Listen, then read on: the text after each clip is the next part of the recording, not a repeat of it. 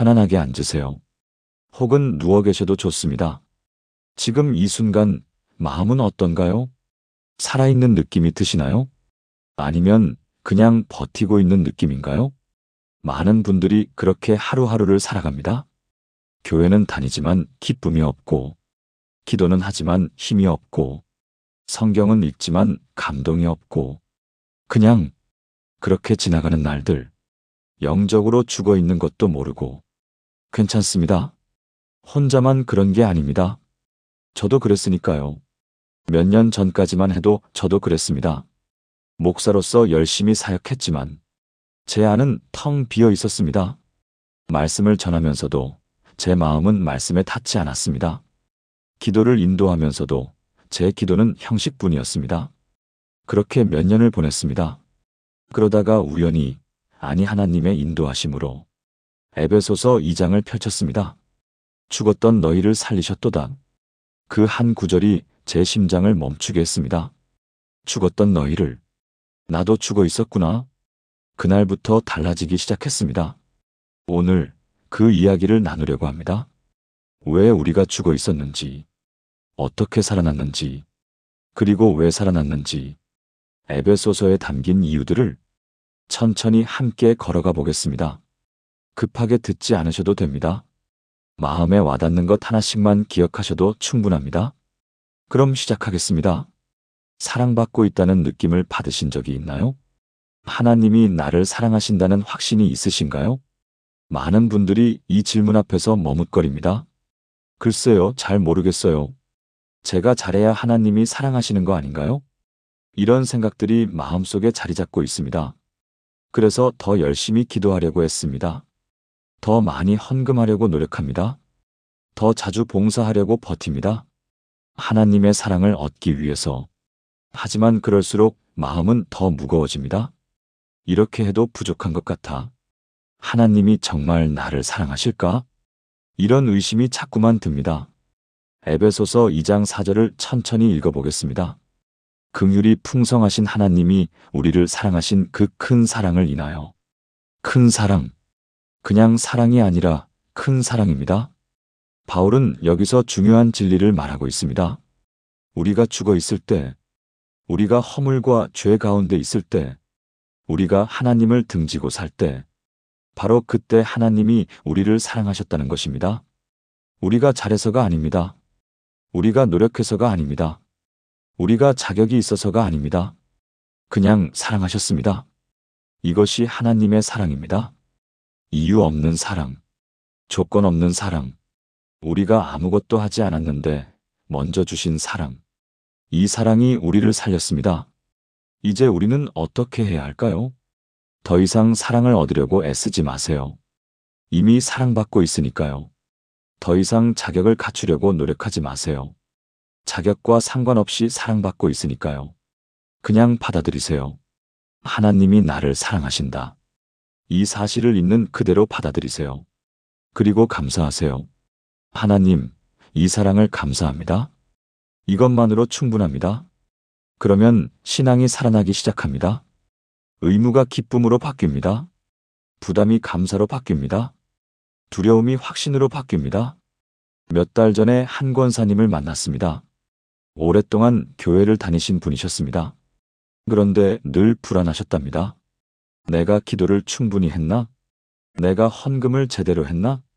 내가 봉사를 열심히 했나? 이런 생각들이 머릿속을 떠나지 않았답니다. 밤마다 체크리스트를 만들었습니다. 오늘 한 일들을 점검했습니다. 그리고 부족한 부분을 찾아냈습니다. 내일은 더 잘해야지. 이렇게 다짐하며 잠들었습니다. 하지만 다음 날도 똑같았습니다. 아무리 해도 부족한 것 같았습니다.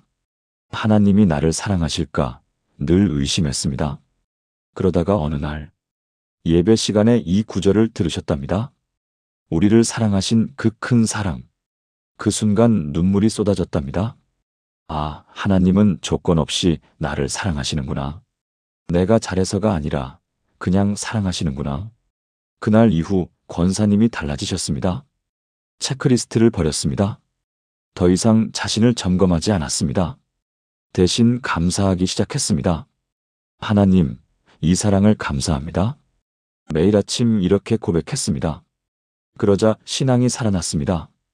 의무가 기쁨으로 바뀌었습니다. 불안이 평안으로 바뀌었습니다. 기도할 때도 달라졌습니다. 예전에는 해야 해서 기도했다면 이제는 하고 싶어서 기도하게 되었습니다. 성경을 읽을 때도 달라졌습니다. 예전에는 의무감으로 읽었다면 이제는 하나님의 사랑을 발견하며 읽게 되었습니다. 사랑이 모든 것을 바꿨습니다. 사랑하는 성도님, 지금 저와 함께 이렇게 기도해 보시겠습니까? 하나님 아버지, 오늘 저는 깨닫습니다. 주님의 크신 사랑이 나를 살리셨다는 것을, 내가 잘해서가 아니라 주님이 그냥 사랑하셨기에 나를 살리셨다는 것을, 이 사랑을 받아들입니다. 더 이상 사랑을 얻으려고 애쓰지 않겠습니다. 이미 사랑받고 있음을 믿겠습니다. 이 사랑 안에서 오늘도 살아가기를 원합니다. 예수님의 이름으로 기도합니다. 아멘. 이 사랑을 기억하세요. 이것이 우리가 살아난 첫 번째 이유입니다. 그리고 이 사랑은 은혜로 우리에게 왔습니다. 이제 두 번째를 함께 보겠습니다. 구원을 어떻게 얻으셨나요? 이 질문에 많은 분들이 이렇게 대답합니다. 열심히 신앙생활을 해서요. 기도를 많이 해서요. 헌금을 꼬박꼬박 해서요. 무의식 중에 우리는 생각합니다. 내가 뭔가를 해야 구원받는다고. 내가 노력해야 하나님이 받아주신다고. 그래서 더 열심히 하려고 했습니다. 더 많이 하려고 노력합니다. 하지만 그럴수록 마음은 무거워집니다. 이렇게 해도 충분할까? 하나님이 나를 받아주실까? 이런 불안이 자꾸 듭니다. 그리고 지쳐갑니다. 에베소서 2장 8절과 9절입니다. 너희는 그 은혜에 의하여 믿음으로 말미암아 구원을 받았으니 이것은 너희에게서 난 것이 아니요 하나님의 선물이라. 행위에서 난 것이 아니니 이는 누구든지 자랑하지 못하게 함이라. 은혜, 선물, 행위에서 난 것이 아니라. 바울은 아주 분명하게 말합니다. 구원은 우리가 얻는 게 아니라 받는 것이라고. 우리가 만드는 게 아니라 선물로 주어지는 것이라고. 우리가 한 일이 없습니다. 우리가 노력한 것이 없습니다. 하나님이 다 하셨습니다. 이것이 은혜입니다. 받을 자격이 없는데 받는 것, 할 수 없는데 이루어지는 것, 그것이 은혜입니다. 이제 우리는 어떻게 해야 할까요? 더 이상 구원을 얻으려고 애쓰지 마세요. 이미 받았으니까요. 더 이상 자격을 만들려고 노력하지 마세요. 선물은 자격 없이 주어지는 것이니까요. 그냥 받으세요. 하나님, 이 은혜를 받습니다. 이렇게 고백하세요. 그리고 감사하세요. 하나님, 이 선물을 감사합니다. 이것만으로 충분합니다. 그러면 신앙이 자유로워집니다. 부담이 사라집니다. 두려움이 사라집니다. 대신 감사가 넘칩니다. 작년에 한 집사님을 만났습니다. 수십 년 동안 교회를 다니신 분이셨습니다. 새벽 기도도 빠지지 않으셨고, 구역 예배도 열심히 섬기셨고, 교회 청소도 앞장서서 하셨습니다. 그런데 늘 불안하셨답니다. 이렇게 해도 충분할까? 하나님이 나를 받아주실까? 밤마다 이런 생각에 잠 못 이루셨답니다. 그래서 더 열심히 하려고 했습니다. 새벽 기도를 한 번 더 나가려고 했습니다. 헌금을 더 많이 하려고 했습니다. 봉사를 더 자주 하려고 했습니다. 하지만 그럴수록 더 지쳐갔습니다. 몸도 마음도 한계에 다다랐습니다. 그러던 어느 날 성경을 읽다가 이 구절을 만났습니다. 이것은 너희에게서 난 것이 아니요 하나님의 선물이라. 선물. 그 단어 앞에서 멈췄습니다. 아, 구원은 내가 얻는 게 아니라 받는 거구나. 내가 만드는 게 아니라 선물로 주어지는 거구나. 그날 밤 처음으로 평안하게 잠들었습니다. 다음 날부터 달라지셨습니다. 더 이상 자신을 채찍질하지 않으셨습니다. 새벽 기도를 해야 해서가 아니라 하고 싶어서 나가셨습니다. 헌금을 해야 해서가 아니라 감사해서 드리셨습니다. 봉사를 해야 해서가 아니라 기쁨으로 하셨습니다. 모든 것이 달라졌습니다. 의무가 기쁨이 되었습니다. 부담이 감사가 되었습니다. 두려움이 확신이 되었습니다. 몇 달 후 집사님을 다시 만났을 때 얼굴이 완전히 달라져 있었습니다. 환하게 웃으며 말씀하셨습니다. 목사님, 이제야 신앙생활이 뭔지 알 것 같아요. 은혜를 받는 거였어요. 얻는 게 아니라. 그 고백이 지금도 제 귓가에 생생합니다. 사랑하는 성도님, 지금 저와 함께 이렇게 기도해 보시겠습니까? 하나님 아버지, 제 구원이 은혜임을 고백합니다. 제가 얻은 것이 아니라 주님이 주신 선물입니다. 제가 만든 것이 아니라 주님이 이루신 역사입니다. 이 은혜를 받아들입니다. 더 이상 스스로를 채찍질하지 않겠습니다. 그냥 감사하며 살아가겠습니다. 이 은혜 안에서 자유롭게 살아가기를 원합니다. 예수님의 이름으로 기도합니다. 아멘. 이 은혜를 붙드세요. 이것이 우리가 살아난 두 번째 이유입니다. 그리고 이 은혜는 그리스도와의 연합을 통해 왔습니다. 이제 세 번째를 함께 보겠습니다. 신앙생활을 하면서 외롭다고 느껴본 적 있으신가요? 많은 분들이 이렇게 말씀하십니다. 나 혼자 이 길을 가는 것 같아요. 하나님은 멀리 계시고 나는 여기서 혼자 버티는 것 같아요. 교회에 다니지만 외롭습니다. 사람들과 함께 있어도 외롭습니다. 기도해도 혼자인 것 같습니다. 성경을 읽어도 혼자인 것 같습니다. 이 외로움이 신앙을 힘들게 만듭니다. 내가 혼자서 다 해야 하나? 하나님은 왜 멀리 계신 것 같지? 이런 생각들이 마음을 무겁게 합니다. 에베소서 2장 5절입니다. 허물로 죽은 우리를 그리스도와 함께 살리셨고, 함께 이 단어에 주목하세요. 우리가 혼자 살아난 게 아닙니다. 그리스도와 함께 살아났습니다. 그리스도가 십자가에서 죽으셨을 때 우리도 함께 죽었습니다. 그리스도가 부활하셨을 때 우리도 함께 살아났습니다. 이것이 연합입니다. 우리는 이제 그리스도 안에 있습니다. 그리스도와 하나입니다. 그분이 가신 길을 우리도 갑니다. 그분이 이루신 것을 우리도 누립니다. 그분이 함께 하십니다. 우리는 혼자가 아닙니다. 이제 우리는 어떻게 해야 할까요? 혼자라는 생각을 버리세요. 그리스도가 함께 하시니까요. 외롭다는 느낌에 속지 마세요. 그분이 항상 함께 하시니까요. 기도할 때 이렇게 고백하세요. 주님, 함께 하심을 감사합니다. 성경을 읽을 때 이렇게 믿으세요. 주님이 지금 나와 함께 계신다. 일상을 살아갈 때 이렇게 확신하세요. 나는 혼자가 아니다. 그리스도가 함께 하신다. 그러면 외로움이 사라집니다. 두려움이 사라집니다. 대신 평안이 찾아옵니다. 확신이 찾아옵니다. 몇 달 전에 한 어르신을 만났습니다. 평생 신앙생활을 해오신 분이셨습니다. 그런데 최근 남편을 떠나보내신 후 극심한 외로움에 시달리고 계셨습니다. 밤만 되면 불안이 밀려왔습니다. 이제 나 혼자네. 누가 나를 돌봐주지? 하나님도 멀리 계신 것 같아. 이런 생각들이 머릿속을 떠나지 않았습니다. 교회에 나가도 외로웠습니다. 사람들과 함께 있어도 외로웠습니다. 기도해도 하나님이 멀게만 느껴졌습니다. 그러던 어느 날 새벽 기도회에서 이 구절을 들으셨습니다. 그리스도와 함께 살리셨고 함께 그 단어가 가슴에 와닿았습니다. 아, 나 혼자가 아니구나. 그리스도가 함께 하시는구나. 그날 이후 달라지기 시작하셨습니다. 혼자라는 생각이 줄어들었습니다. 외로움이 점점 사라졌습니다. 기도할 때 이렇게 고백하셨습니다. 주님, 함께 하심을 감사합니다. 식사할 때도 이렇게 믿으셨습니다. 주님이 나와 함께 이 밥을 드신다. 잠들기 전에도 이렇게 확신하셨습니다. 주님이 밤새 나를 지켜주신다. 그렇게 몇 주가 지나자 완전히 달라져 있었습니다. 외로움이 평안으로 바뀌었습니다. 불안이 확신으로 바뀌었습니다. 혼자라는 두려움이 동행하시는 기쁨으로 바뀌었습니다. 얼마 전에 그 어르신이 말씀하셨습니다. 목사님, 이제는 혼자라는 생각이 안 들어요.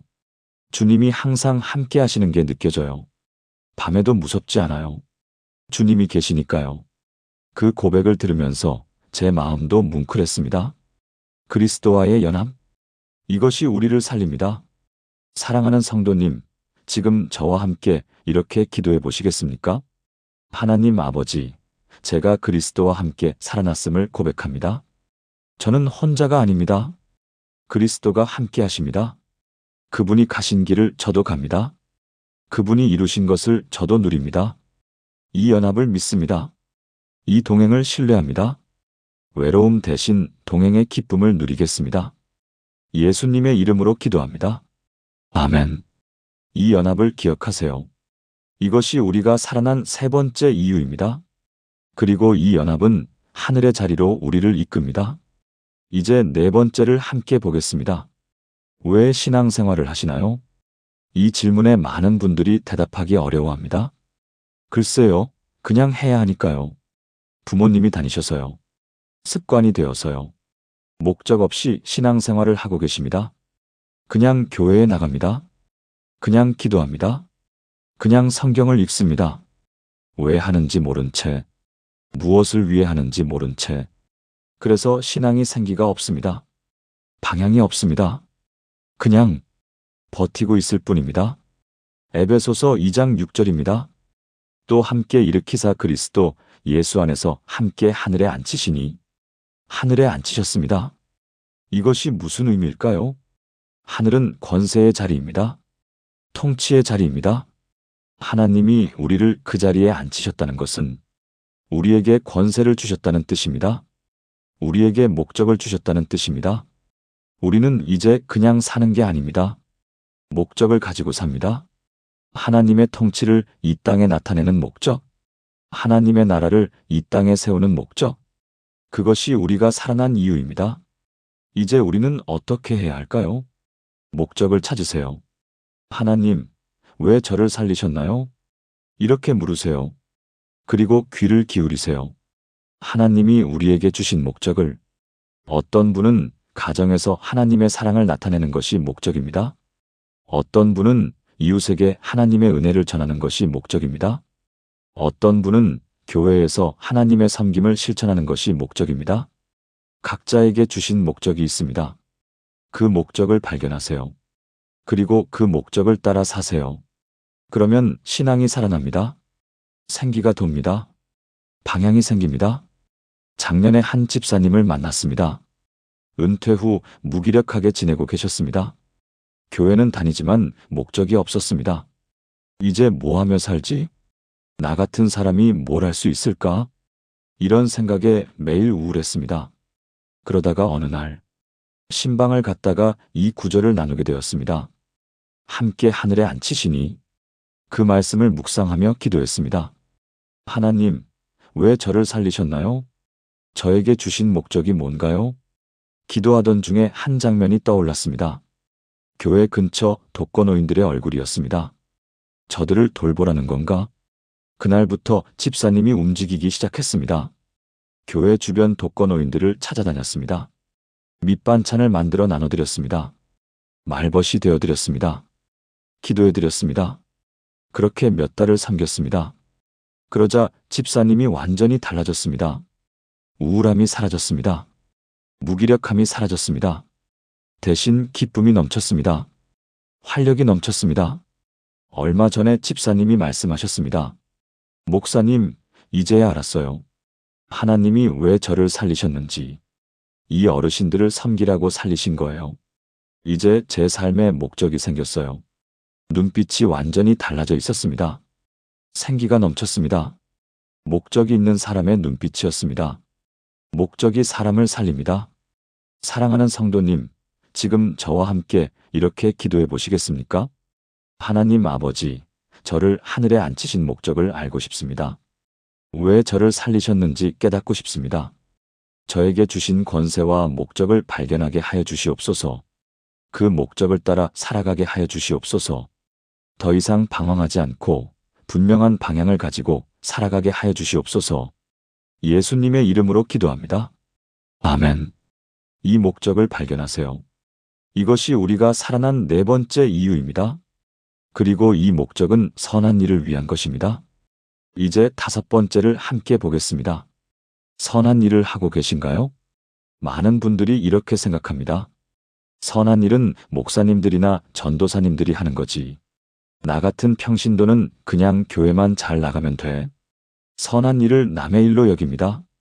자신과는 상관없는 일로 생각합니다.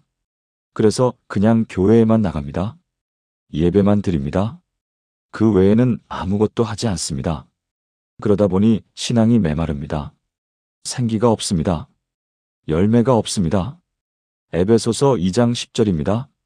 우리는 그가 만드신 바라 그리스도 예수 안에서 선한 일을 위하여 지으심을 받은 자니 이 일은 하나님이 전에 예비하사 우리로 그 가운데서 행하게 하려 하심이니라. 선한 일을 위하여 지으심을 받았습니다. 우리는 그냥 만들어진 게 아닙니다. 목적을 가지고 만들어졌습니다. 선한 일을 하도록 만들어졌습니다. 하나님이 이미 예비해 놓으신 선한 일이 있습니다.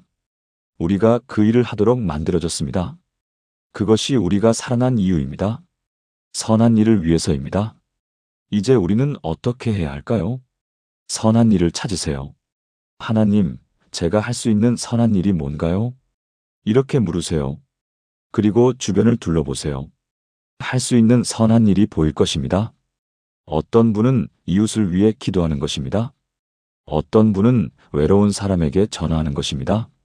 어떤 분은 어려운 사람을 돕는 것입니다. 크고 거창한 일이 아니어도 됩니다. 작고 사소한 일이어도 좋습니다. 하나님이 예비하신 그 일을 하세요. 그러면 신앙이 살아납니다. 열매가 맺힙니다. 기쁨이 넘칩니다. 몇 달 전에 한 권사님을 만났습니다. 오랫동안 교회를 다니셨지만 신앙이 형식적이었습니다. 주일에 교회만 나가고 그 외에는 아무것도 하지 않으셨습니다. 나는 나이도 많고 할 수 있는 것도 없어. 이렇게 생각하며 지내셨습니다. 그러다가 어느 날 예배 시간에 이 구절을 들으셨습니다. 선한 일을 위하여 지으심을 받은 자니. 그 말씀이 마음에 꽂혔습니다. 하나님이 나를 선한 일을 위해 만드셨다고? 그럼 내가 할 수 있는 선한 일이 있다는 건가? 기도하기 시작했습니다. 하나님, 제가 할 수 있는 선한 일을 보여주세요. 며칠 후 한 가지가 떠올랐습니다. 교회 주방에서 설거지하는 일이었습니다. 아무도 하기 싫어하는 일이었습니다. 이걸 내가 하면 되겠구나. 그날부터 주일마다 주방에 가셨습니다.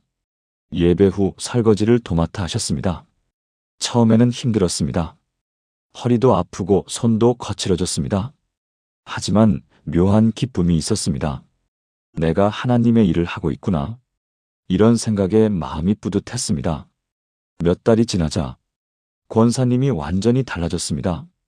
형식적이던 신앙이 살아났습니다. 의무감이 기쁨으로 바뀌었습니다. 주일이 기다려졌습니다. 설거지하는 게 기다려졌습니다. 얼마 전에 권사님이 말씀하셨습니다. 목사님, 이제야 신앙생활이 즐거워요. 내가 하나님의 일을 하고 있다는 게 너무 좋아요. 작은 일이지만 하나님이 기뻐하실 것 같아요. 얼굴에 웃음이 가득했습니다. 선한 일이 사람을 살립니다. 사랑하는 성도님, 지금 저와 함께 이렇게 기도해 보시겠습니까? 하나님 아버지, 저를 선한 일을 위해 지으셨음을 고백합니다. 제가 할 수 있는 선한 일을 보여주시옵소서. 크고 거창한 일이 아니어도 좋습니다. 작고 사소한 일이라도 감사히 하겠습니다. 그 일을 통해 주님의 이름이 영광받기를 원합니다. 예수님의 이름으로 기도합니다. 아멘. 이 선한 일을 하세요. 이것이 우리가 살아난 5번째 이유입니다. 그리고 이 선한 일을 통해 우리는 하나님께 가까이 갑니다. 이제 6번째를 함께 보겠습니다. 하나님이 가깝게 느껴지시나요?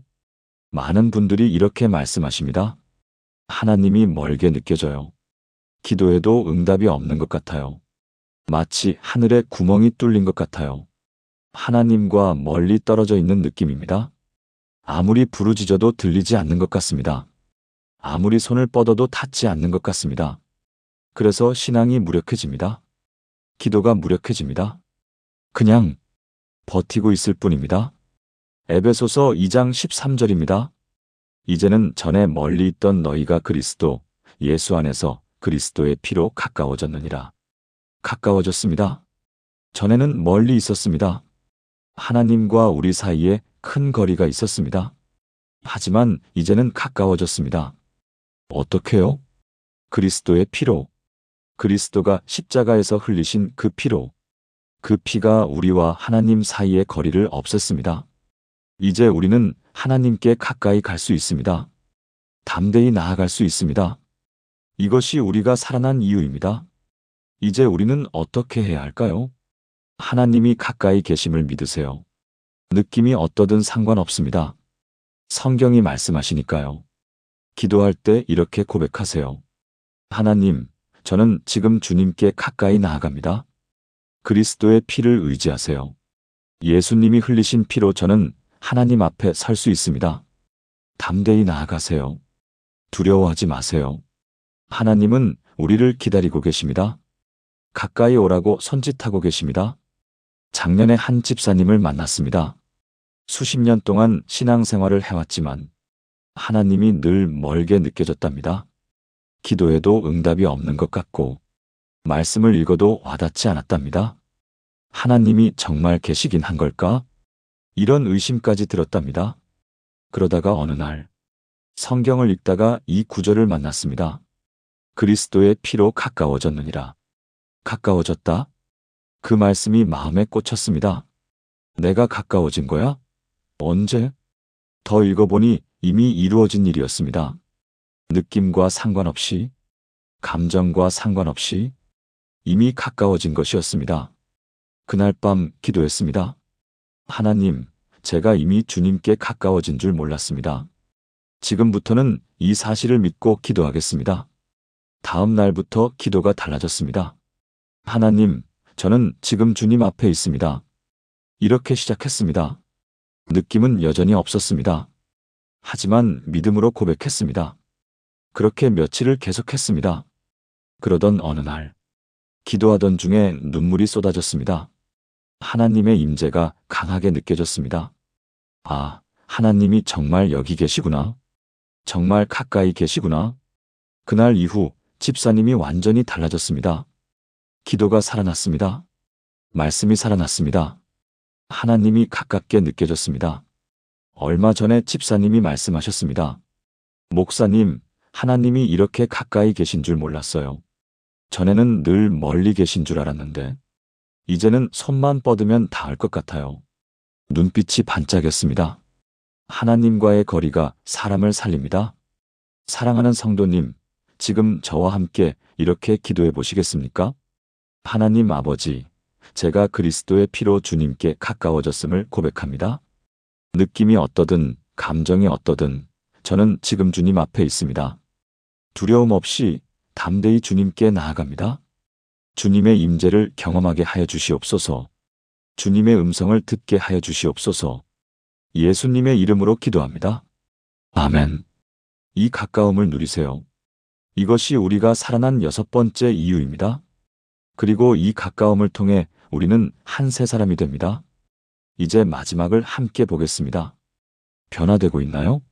많은 분들이 이렇게 말씀하십니다. 나는 여전히 똑같아요. 예전 그대로예요. 변한 게 없어요. 신앙생활을 오래 해왔는데도 여전히 옛 모습 그대로입니다. 화도 여전히 냅니다. 걱정도 여전히 합니다. 불안도 여전히 느낍니다. 내가 정말 거듭난 건가? 이런 의심이 듭니다. 에베소서 2장 15절입니다. 원수된 것 곧 의문에 속한 계명의 율법을 자기 육체로 폐하셨으니 이는 이 둘로 자기 안에서 한 새 사람을 지어 화평하게 하시고 한 새 사람. 하나님은 우리를 새롭게 만드십니다. 옛 사람이 아니라 새 사람으로. 옛 모습이 아니라 새 모습으로. 이것이 하나님의 목적입니다. 우리를 그리스도의 형상으로 빚으시는 것. 완전히 새로운 사람으로 만드시는 것. 이 과정은 평생 계속됩니다. 하루아침에 이루어지지 않습니다. 천천히 조금씩 변화됩니다. 이제 우리는 어떻게 해야 할까요? 급하게 서두르지 마세요. 변화는 천천히 일어납니다. 하지만 분명히 일어납니다. 자신을 돌아보세요. 1년 전과 비교해 보세요. 조금이라도 변화된 부분이 있나요? 예전보다 조금 더 인내하게 되었나요? 예전보다 조금 더 용서하게 되었나요? 예전보다 조금 더 사랑하게 되었나요? 그것이 변화입니다. 작아도 괜찮습니다. 느려도 괜찮습니다. 하나님이 계속 일하고 계시니까요. 몇 년 전에 한 권사님을 만났습니다. 성격이 불같으셨습니다. 작은 일에도 화를 내셨고 사람들과 자주 다투셨습니다. 본인도 그게 힘들었답니다. 나도 변하고 싶은데 안 돼요. 기도해도 여전해요. 나는 평생 이렇게 살 것 같아요. 좌절하고 계셨습니다. 그러던 어느 날, 이 구절을 묵상하게 되었습니다. 한 새 사람을 지어, 새 사람, 하나님이 나를 새롭게 만드신다. 그 믿음이 생겼습니다. 그날부터 기도가 달라졌습니다. 하나님, 저를 새 사람으로 만들어주세요. 제 힘으로는 안 되지만 주님은 하실 수 있습니다. 그리고 화가 날 때마다 이렇게 기도했습니다. 하나님, 지금 저를 새롭게 하여 주세요. 처음에는 여전히 화를 냈습니다. 하지만 조금씩 달라지기 시작했습니다. 화를 내고 나서 빨리 후회하게 되었습니다. 그리고 사과하게 되었습니다. 몇 달이 지나자 화를 내는 횟수가 줄어들었습니다. 1년이 지나자 사람들이 알아보기 시작했습니다. 권사님, 요즘 많이 변하셨네요. 예전보다 많이 부드러워지셨어요. 본인도 느꼈습니다. 아, 내가 정말 변하고 있구나. 하나님이 나를 새롭게 만들고 계시구나. 지금은 완전히 달라졌습니다. 예전에 불같던 성격은 사라지고 온화하고 부드러운 모습이 되었습니다. 얼마 전에 권사님이 말씀하셨습니다. 목사님, 하나님은 정말 사람을 변화시키시네요. 제가 이렇게 변할 줄 몰랐어요. 지금도 계속 변화되고 있어요. 눈빛이 평안했습니다. 변화가 사람을 살립니다. 사랑하는 성도님, 지금 저와 함께 이렇게 기도해 보시겠습니까? 하나님 아버지, 저를 새 사람으로 만들어 주시옵소서. 옛 모습을 벗고 새 모습을 입게 하여 주시옵소서. 급하게 서두르지 않겠습니다. 천천히 하나씩 변화되어 가겠습니다. 주님이 일하고 계심을 믿습니다. 평생토록 저를 빚어가실 것을 신뢰합니다. 예수님의 이름으로 기도합니다. 아멘. 이 변화를 기대하세요. 이것이 우리가 살아난 마지막 이유입니다. 이제 이 모든 것을 하나의 기도로 드리겠습니다. 지금까지 나눈 이유들을 하나의 기도로 드리겠습니다. 함께 기도하시겠습니까? 전능하신 하나님 아버지, 오늘 제가 왜 살아났는지 깨달았습니다. 주님의 크신 사랑이 저를 살리셨습니다. 은혜로 저를 구원하셨습니다. 그리스도와 함께 살리셨습니다. 하늘에 앉히시고 목적을 주셨습니다. 선한 일을 위해 저를 지으셨습니다. 그리스도의 피로 주님께 가까이 가게 하셨습니다. 새 사람으로 만들어가고 계십니다. 저는 고백합니다. 제가 살아난 것은 우연이 아니라 주님의 계획이었습니다. 제가 변화되는 것은 제 노력이 아니라 주님의 은혜입니다. 제가 서 있는 것은 제 힘이 아니라 주님의 능력입니다. 오늘부터 이것들을 날마다 기억하겠습니다. 주님의 사랑을 기억하고 은혜를 누리며 그리스도와 동행하고 목적을 따라 살며 선한 일을 행하고 주님께 가까이 나아가며 새 사람으로 변화되어 가겠습니다. 이 모든 것이 주님의 약속이심을 믿고 신뢰하며 의지합니다. 죽었던 저를 살리신 주님을 찬양합니다. 살아계신 예수 그리스도의 이름으로 기도합니다. 아멘. 여기까지 들어주셔서 감사합니다. 오늘 우리가 살아난 이유들을 함께 나눴습니다. 천천히 하나씩 기억해 보세요. 첫 번째, 하나님의 크신 사랑 때문에. 두 번째, 은혜로 말미암아. 세 번째, 그리스도와 함께 살리심을 받았기에. 네 번째, 하늘에 함께 앉히신 목적이 있기에. 다섯 번째, 선한 일을 위해 지으심을 받았기에. 여섯 번째, 그리스도 안에서 가까워졌기에. 일곱 번째, 한 새 사람을 만드시려고. 이것들이 우리가 살아난 이유입니다. 처음부터 다 이해하려고 하지 않으셔도 됩니다. 오늘은 한 가지만 기억하세요. 가장 마음에 와닿는 것 하나. 그것부터 시작하세요. 그리고 내일은 또 다른 하나를 더하세요. 천천히 하나씩 여러분의 것으로 만들어 가세요. 그러면 신앙이 살아날 것입니다. 죽어있던 신앙이 생기를 되찾을 것입니다. 형식적이던 신앙이 진실해질 것입니다. 의무였던 신앙이 기쁨이 될 것입니다. 서두르지 마세요. 하나님은 서두르지 않으십니다. 천천히 확실하게 우리를 변화시켜 가십니다. 평생에 걸쳐 빚어 가십니다. 그 과정을 신뢰하세요. 하나님을 신뢰하세요. 오늘 이 말씀이 도움이 되셨다면 좋아요 버튼을 눌러주세요. 그리고 댓글로 아멘이라고 남겨주세요. 고백이 다른 분들에게도 용기가 될 것입니다. 또 이 영상을 필요로 하시는 분들께 공유해주세요. 영적으로 죽어 있는 것 같아 힘들어 하시는 분들께, 신앙이 메말라 고통받는 분들께 이 말씀이 전해지기를 소망합니다. 구독과 알림 설정도 해주시면 감사하겠습니다. 앞으로도 믿음에 도움이 되는 말씀을 계속 나누겠습니다. 오늘 평안한 하루 되세요. 하나님의 사랑이 함께하기를 기도합니다. 하나님의 은혜가 채우시기를 기도합니다. 날마다 새로워지시기를 기도합니다. 사랑합니다. 하나님이 사랑하십니다. 오늘도 내일도 영원히 사랑하십니다. 그 사랑 안에서 살아가세요. 안녕히 계세요.